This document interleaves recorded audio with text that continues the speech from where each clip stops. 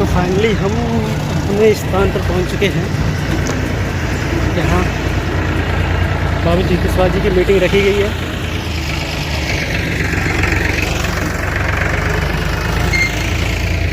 सभी लोग continue tractor trolley या बाइक से आ रहे हैं। चलिए चलते हैं, मिलते हैं अपने टीम से, देखें कहाँ पर हैं।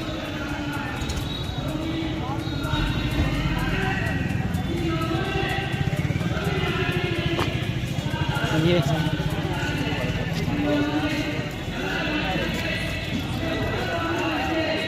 कॉल आ रही है, कॉल रिसीव करनी पड़ेगी। अभी कंटिन्यू लोग आ रहे हैं, इसलिए ज़्यादा भीड़ नहीं है यहाँ पे। चलिए चलते हैं, क्या माहौल है। अभी तक बाबू जी शादी कुमार से आए नहीं हैं।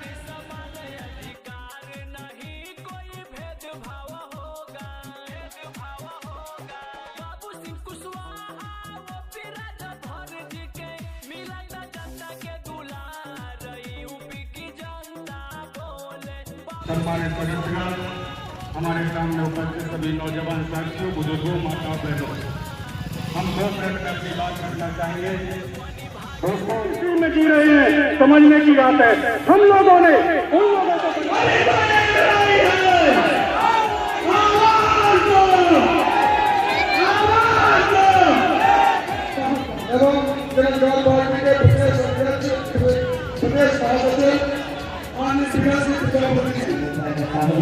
और हमारे साथ में बैठे बहुत व्यक्तियों को मेरा वंदन और अभिनंदन।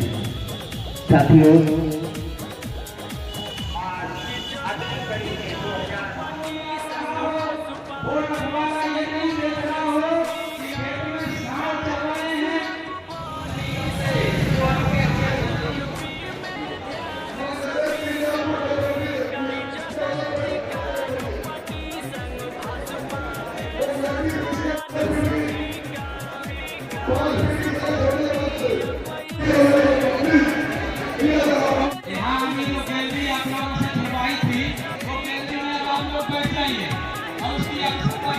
हो गैलरी जो है उसमें बैठ जाओ, बैठ जाएंगे।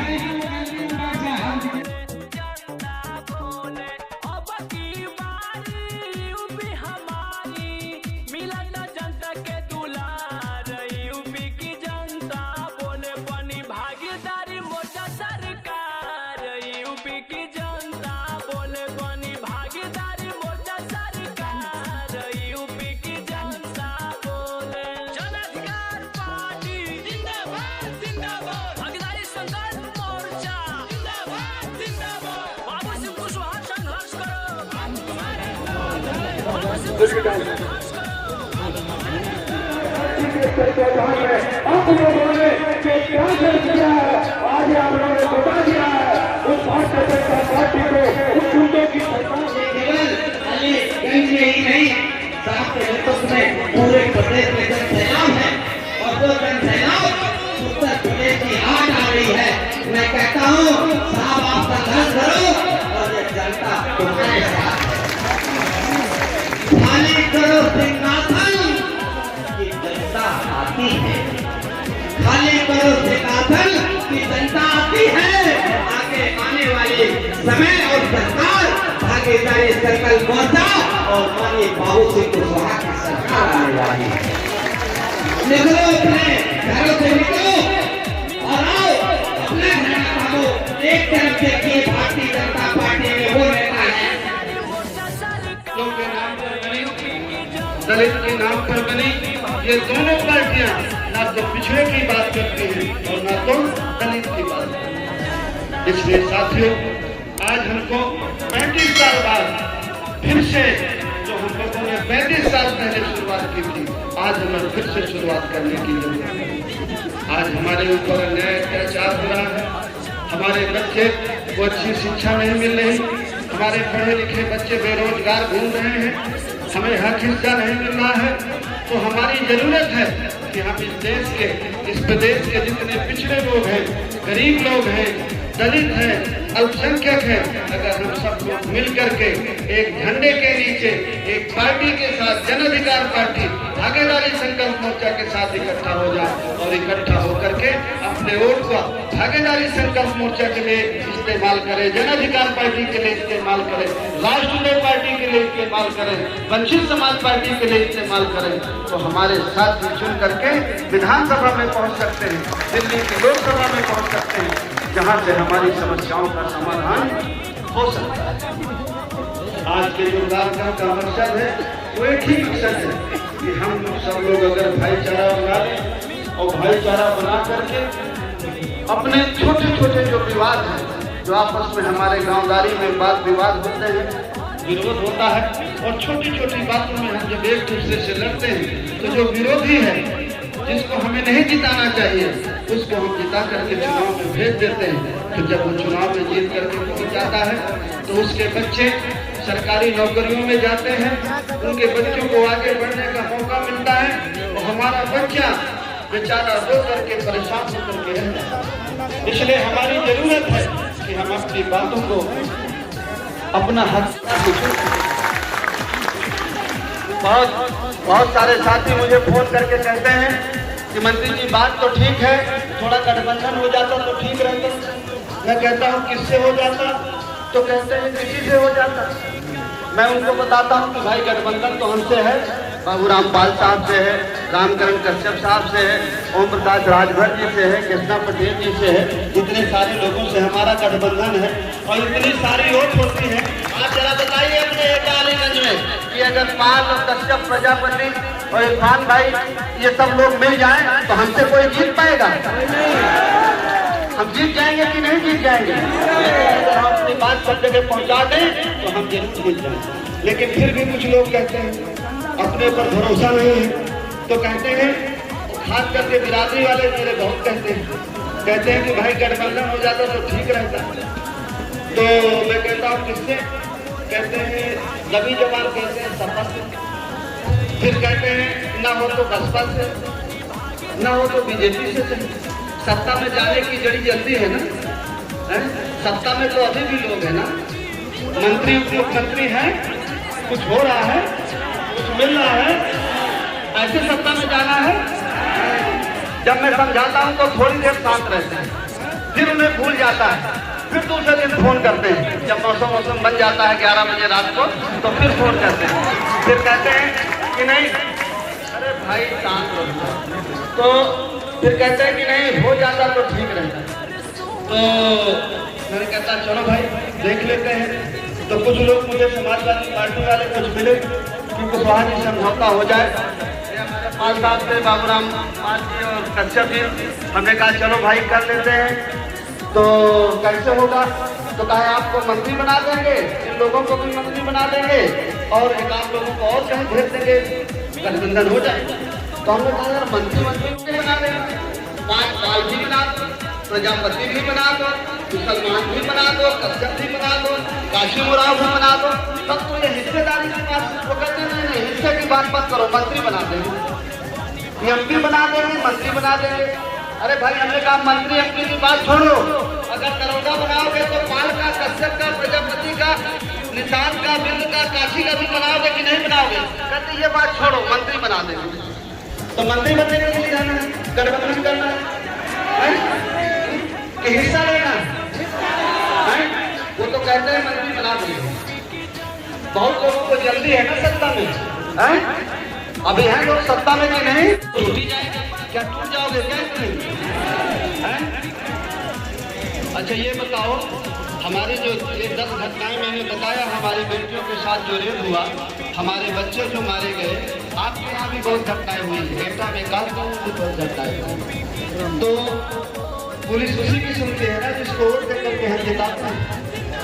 और जब हम वोट दे करके ऐसे आदमी को जिताते हैं जो हमारा दुश्मन है, जो हमारी बहन बेटी की इज्जत लूटता है, तो असली गुनहगार कौन है?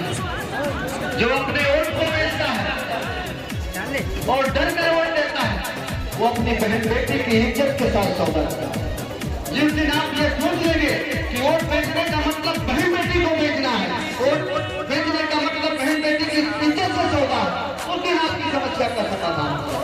और जब तक आप वोट को समझेंगे कि दारू की बोतल तो मिल गई, इससे क्या फर्क पड़ता है? वोट को चाहे जिसको दे दो, वोट से तो सरकार चलती है, राजा बनता है और वही आपकी किस्मत का फैसला करता है।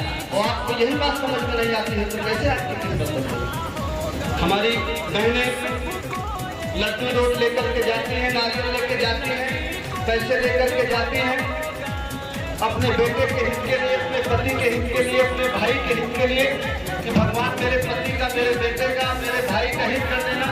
लेकिन ऐसी जगह लड्डू रोड लेकर के जाती हैं और पैसे देते आती हैं जो उनके आपके बेटे का हित नहीं चाहता, आपके पति का हित नहीं चाहता है। जो पैसा आप लेके आती हैं उस पैसे से उसका बेटा अच्छे स्कूल में पढ़ता है और पढ़ करके कलेक्टर और कप्तान बनता है और आपका बच्चा तो चपरासी नहीं बनता। पुराने जमाने में लोग कहते थे राजा में भगवान की शक्ति होती है, आज के राजा में भी भगवान की शक्ति होती है। जैसे वो वोट पाता है और राजा बन जाता है, फिर उसके आदेश को कोई टालता नहीं। राजा के आदेश को तो भगवान भी नहीं टालता है। 1000 का नोट चलता था हमारे यहाँ 5 साल पहले, चलता था ना। धन के लिए किसकी पूजा होती है? लक्ष्मी माता की। वो 1000 का नोट किसने बंद किया? मोदी ने। वो 1000 का नोट लक्ष्मी माता में लेके जाइए और माता जी से कहिए चलाइए, चलेगा। और मोदी जी चाहे तो कहाँ ताकत है? मोदी जी ने की लक्ष्मी माता में, और मोदी जी में ताकत आई कहाँ से? आपके वोट से। ये ताकत तो आपके पति में, आपके बेटे में, आपके भाई में, मुझ में, सारी ताकत तो आपके वोट में है। ये बात अगर यहाँ बैठ जाए, मैं एक दिन सोच रहा था 17 के चुनाव के बाद मैं थोड़ा निराश हुआ, नर्वस हुआ कि यार ये नारा लगाते हैं तो आज ये संघर्ष करो, हम तुम्हारे साथ हैं। और जब मैं पीछे मुड़ के देखता हूँ तो सब भाग जाते हैं। तो मैंने सोचा कि चलो साधु वाधु हो लो, साधु हो करके कुछ कल्याण करो तो ज़्यादा अच्छा है। तो एक दिन मैं गोरखपुर जा रहा था तो मैं सोचा कि गोरखनाथ मंदिर में शिष्य बन जाओ। गोरखनाथ मंदिर के है ना महंत जो मुख्यमंत्री साधु है ना, महंत है ना, तो मुझे उनका शिष्य मिल गया है। तो मैंने पूछा कि यार मुझे भी शिष्य बनना है, तुम्हारा गुरु भाई हो जाऊँ मैं। कहे को मंदिर शिष्य बनना है? हमने कहा सिद्धि प्राप्त करना है। कहा कौन सी सिद्धि प्राप्त करना है? हमने कहा कहेंगे तथास्त बच्चों के लिए स्कूल खुल जाए, बच्चों की नौकरी लग जाए, सड़क बन जाए, बिजली लग जाए, किसानों के कर्जे माफ हो जाए, किसानों के लिए बिजली माफ हो जाए, किसानों की फसल की कीमत नहीं मिल जाए। कहे मंत्री ये यहाँ से नहीं होता है। हमने कहा कहाँ से होता है? कहा जहाँ योगी जी अब गए हैं वहाँ से होता है। सही कह रहा था कि गलत? कितने लोग मानते हैं कि सही कह रहा है? अच्छा हाथ दीजिए। अच्छा ये बताओ, और फिर से एक बात कहता हूँ, योगी जी गोरखनाथ मंदिर में बैठ करके कहते तथास्त दरोगा जी का ट्रांसफर हो जाए तो होता, कहते तथास्त जिले के कलेक्टर को ट्रांसफर हो जाए तो होता, कहते तथास्त लड़का दरोगा बन जाए तो बनता, तथास्त सड़क बन जाए बनती, तथास्त बिजली लग जाए तो बनती लगती। और अब अगर अब जहाँ है वहाँ से कहे तथास्त तो हो जाएगा कि नहीं? हो जाएगा, हो जाएगा। वहाँ से कहे तथास्त तो हो जाएगा कि नहीं? कहाँ ताकत है? सरकार में कहाँ ताकत है? और सरकार कैसे बची है? वो है तुम्हारे पास। गाय माता को बचाने के लिए देना है कि अपना घर बनाने के लिए देना है? 5 किलो अनाज में देना है कि गैस सिलेंडर चूल्हा में देना है कि अपनी बेटी और बेटों की पढ़ाई के लिए देना है, डॉक्टर बनाने के लिए देना है, इज्जत सम्मान से रहने के लिए देना है? कहाँ देना है? तो ये बातें अगर दिमाग में बैठ जाए तो समस्याओं का समाधान। तो एक बात मैं आपसे और कहूँ चलते चलते, आप ये कतई मत सोचिएगा कि जो एटा में या अलीगंज में या कासगंज में या मैनपुरी या इटावा या औरैया में जो जुल्म जास्ती होती है, मैं उसको मुझे मालूम नहीं है, मुझे ध्यान नहीं। मैं सारी चीजें जानता हूँ, एक एक जुल्म जास्ती के बारे में, एक एक घटना के बारे में मुझे जानता हूँ। मैं मन में सोच करके कैसे मैं रहता हूँ मैं ये जानता हूँ, लेकिन आज समय नहीं है कि मैं किसी को जवाब दूँ। लेकिन जिस दिन आप अपने वोट का सही इस्तेमाल करेंगे तो मैं आपको बता दूं, जिसका जो हिसाब है, जिसका जो व्यवहार है, चुन चुन करके उसका व्यवहार लौटाएगा।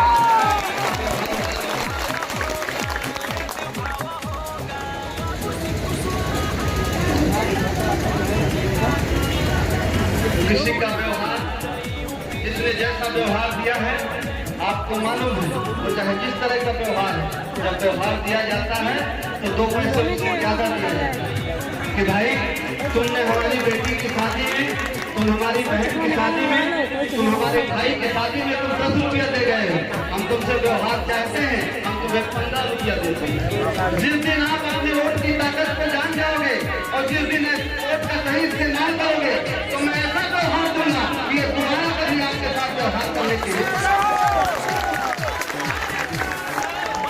मैं, चाहे वो एकता की घटना हो, चाहे अलीगंज की घटना हो, चाहे अभी हमारे अध्यापक को एक को सस्पेंड कर दिया है महेश चंद्र, चाहे वो घटना हो, जितनी घटनाएं हैं, चाहे हमारे अधिकारी कर्मचारी का उत्पीड़न हो, तुम्हारे हमारी बेटियों के साथ रेप का मामला हो, चाहे गरीब और कमजोर के बच्चों की हत्याओं का मामला हो, सब पर चुन चुन के हिसाब दिया जाएगा, किसी का हिसाब उधार नहीं रखा जाएगा। इसलिए साथियों, मैं आपसे कहना चाहूंगा, मैंने और मेरे साथियों ने जो कुछ कहा है वो एक हिसाब है कि अगर तुम्हें अपने बच्चों का हक हिस्सा लेना है, अपने बच्चों का जीवन सही बनाना है, उद्धार करना है, तो कोई ऊपर से आकर के हमारा जीवन उद्धार नहीं करेगा, कोई ऊपर से आकर के हमारी किस्मत नहीं बनाएगा। अशोक आए थे तो चले गए, नहीं आने वाले, बुद्ध आए थे तो चले गए, नहीं आने वाले, जनताएं थे तो चले गए, नहीं आने वाले। अगर वो जिंदा हुए हैं तो उनके मरने का ही काज है, कोई ऊपर से आकर के हमारा उद्धार नहीं करेगा। अगर हमें अपना उद्धार करना है तो आप लोगों को किसी को चंद्रगुप्त बनना पड़ेगा, अशोका बनना पड़ेगा, बुद्ध बनना पड़ेगा, संग्राम भी बनना पड़ेगा, तब हमारे हम आपको सोचे कि हम जो बातें आपसे कह रहे हैं, ये लड़ाई हम अकेले लड़ेंगे तो हम भी नहीं लड़ पाएंगे अकेले लड़ाई, आप और हम मिलकर के सब लड़ेंगे एक साथ लड़ाई, तो हम लड़ सकते हैं लड़ाई, और अकेले नहीं लड़ाई। और आज का जो मीटिंग का मकसद है, संक्षेप में एक बात और सुन लीजिए कि अगर हमें प्यास लगी है, हमारे अक्सर प्रदेश अध्यक्ष ये बात कहते हैं, आज तो है नहीं, रमेश चंद्र साथ जी अक्सर वो बातें कहते हैं कि अगर हमें प्यास लगी है और कुएं का पानी 50 फुट नीचे है और हमारे पास रस्सी 10 फुट की, अगर कुशवाहा जी लोग सोचे, मौर्य जी लोग, साथ जी लोग कि हमारे पास तो 15 फुट की रस्सी है और 50 फुट पानी नीचे है, तो 15 फुट की रस्सी से तो पानी नहीं निकले। कश्यप जी की रस्सी अगर 8 फुट की है, ये 8 फुट से पानी निकालेंगे तो नहीं निकलेगा। पाल साहब की रस्सी भी अगर 8 फुट की है, वो 8 फुट की रस्सी से पानी निकालेंगे तो नहीं निकलेगा। मुसलमान भाइयों की रस्सी अगर 15 फुट की है, वो रस्सी से पानी निकालेंगे, बाल्टी बांध के तो नहीं निकलेगा। सब हम अलग अलग पानी निकालेंगे अपनी अपनी रस्सियों से तो नहीं निकलेगा। पानी निकालने के लिए तो 50 फुट की रस्सी होगी, तभी प्यास बुझेगी। और अगर इन सारी रस्सियों को मिला दें, पाल की, कश्यप की, साग की, मुसलमान की, सबको मिला के जोड़ दें और फिर पानी निकालें, तो पानी निकल आएगा कि नहीं निकल? पानी निकल आएगा, तो हमारी भी प्यास बुझ जाएगी और पाल साहब की भी बुझ जाएगी, कश्यप जी की बुझ जाएगी, मुसलमान भाई की बुझ जाएगी, सबकी प्यास। इसलिए जरूरत है कि हम सब लोग जो पिछड़े लोग हैं, दलित लोग हैं, हमारे मुसलमान भाई है, सब लोग मिलकर के एक जगह भाईचारा बना करके अपने वोट का हम एक जगह इस्तेमाल करें। सब दुश्मन है तो हम मुसलमान की तरह आके टेढ़ी करके देखते रहते हैं, उतनी देर में वो जगह निकालते हैं और अपने लड़के को कलेक्टर का काम दरोगा बना लेते हैं और हम देखते रहते हैं कि मुसलमान हमारा बच्चे के हिस्से की नौकरी नहीं ले जाता, मुसलमान हमारे बच्चों के हिस्से की जमीन जायदाद नहीं ले जाता, जो ले जाता है उसको आपको पता भी नहीं चलता, आपको कहता है कि आपका मुसलमान दुश्मन, तो आप मुसलमान की तरफ देखते हैं। इसलिए असली दुश्मन को पहचानो कि असली दुश्मन कौन है। जिस दिन आप असली दुश्मन को समझ जाओगे और वोट की ताकत को पहचान जाओगे, उसी दिन समझ जाओगे। आप जब कहते हैं कि किस्मत हमारी खराब है, ऊपर वाले ने हमारी किस्मत खराब लिखी है, इसमें तो कोई बदलाव हो नहीं सकता। अगर ऊपर वाला है तो ऊपर वाला पक्षपात नहीं करता, किसी की किस्मत अच्छी, किसी की किस्मत खराब नहीं लिखता, सबकी समान किस्मत बनाया है। कुछ चंद बुद्धिजीवी लोगों ने हमको कहा कि आपकी किस्मत खराब है और हमारी किस्मत अच्छी है। आप अपनी और अपने बच्चों की किस्मत खुद बनाने वाले हैं। जिस दिन आप पुलिस से बटन दबाते हैं, वोट देते हैं, उसी दिन आपके बच्चे की किस्मत और आपकी किस्मत का फैसला तय हो जाता है। आप अगर अच्छा चुनाव करते हैं, अच्छा राजा बनाते हैं, अच्छी सरकार बनाते हैं, तो आपका और आपके बच्चे का भविष्य अच्छा रहेगा। और अगर आप गलत राजा बनाते हैं तो आपके बच्चे का भविष्य कभी अच्छा नहीं रहेगा। सरकार में बैठे लोगों ने पिछले साल जब लॉकडाउन किया, जून में जब 2 महीने हमको अंदर कर दिया, 2 महीने में 4 कानून सरकार ने। एक किसानों का कानून जो मैंने आपको पहले बताया, जिसके विरोध में हमारे बेचारे किसान मारे गए, 600 को मारे गए बॉर्डर में, और कल 10 मारे गए लखीमपुर में। उस किसान कानून सरकार ने बनाया, किसानों के खिलाफ है। बिजली का कानून बनाया, आप लोगों के पास ट्यूबवेल लगे होंगे, अभी तक आपको फिक्स बिल आता है, लेकिन अब जो बिजली का कानून बन गया है उसमें फिक्स बिल नहीं आएगा किसान को, अब कमर्शियल बिल आएगा। जितने यूनिट खर्च करेंगे उतना बिल आएगा।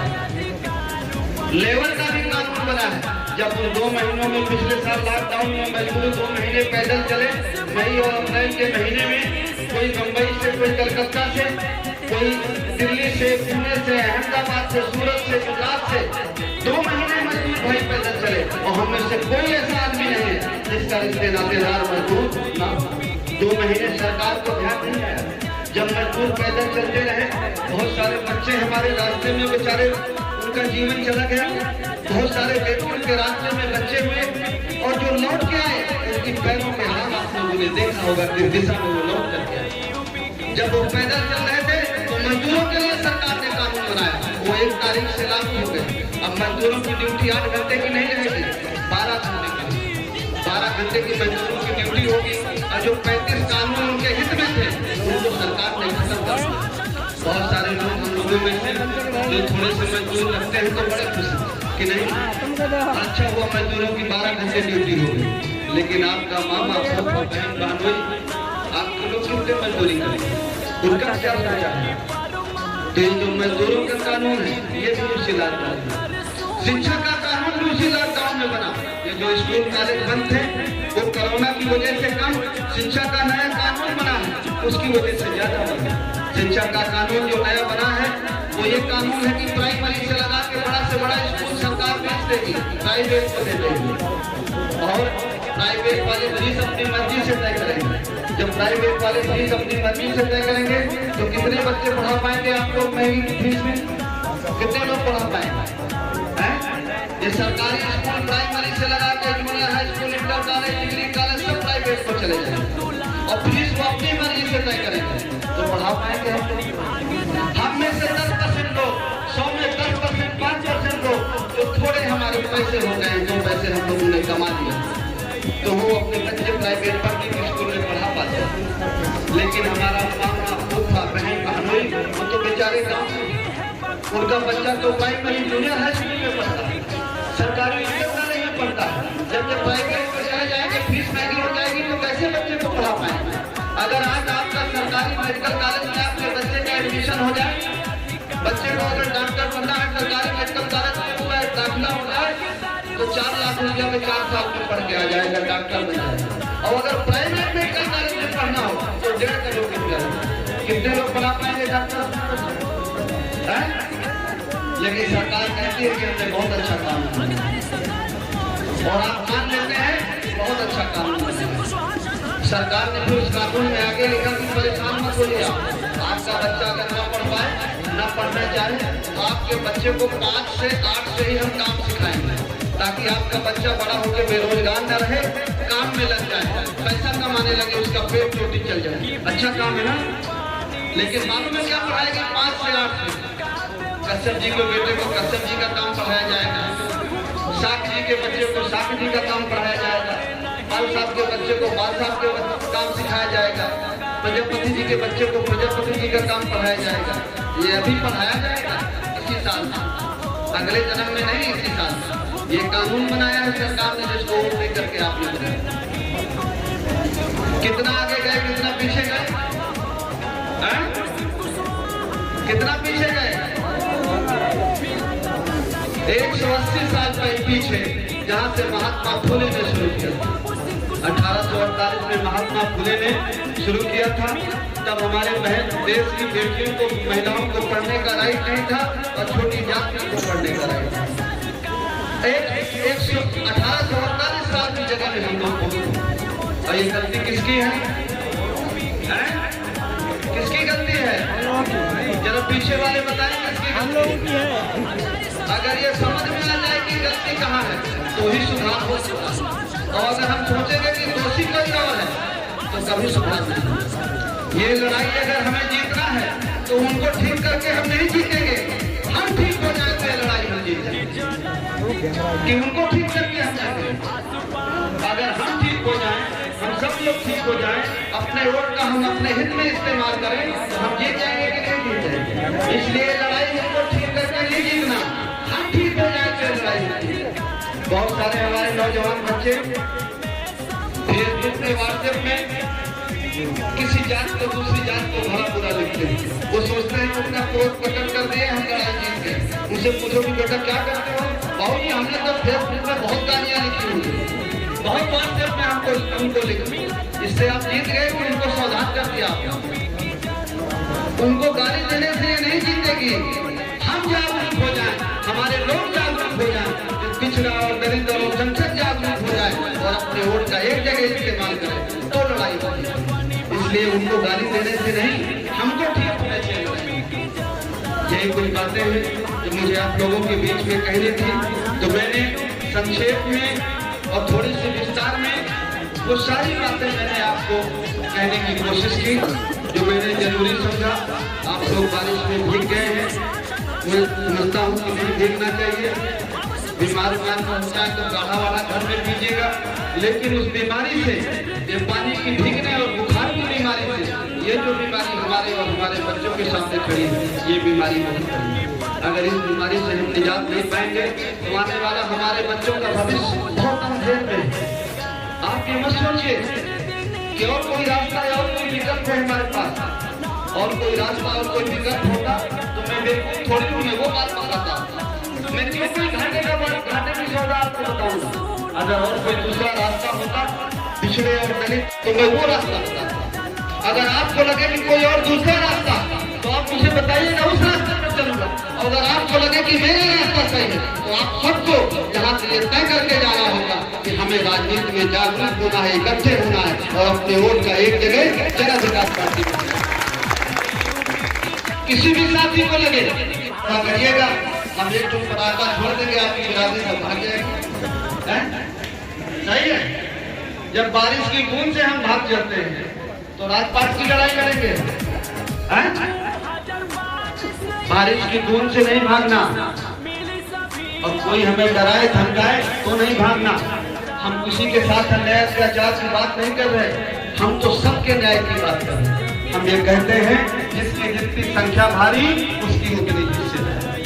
जब मैं गेट से घुस रहा था तो यहाँ पर 2-3 मेरे पुराने साथी बहुजन समाज पार्टी के खड़े हुए थे, वो बेचारे अभी भी खड़े हुए। मैं उनसे भी एक अपील करता हूँ कि जिस बहुजन समाज पार्टी को आपने 34 साल 35 साल पहले देखा, जो बहुजन समाज पार्टी 20 साल पहले थी मानवर कांशीराम साहब के जमाने में, अब वो बहुजन समाज पार्टी नहीं।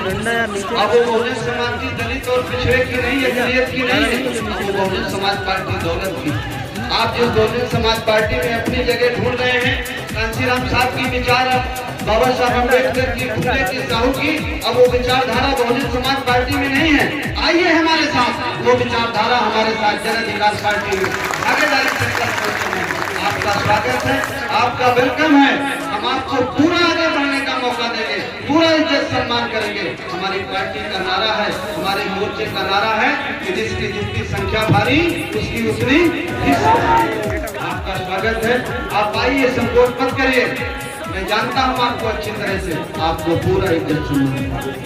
इन बातों के साथ अंत में आप लोग अभी 10 मिनट बैठेंगे।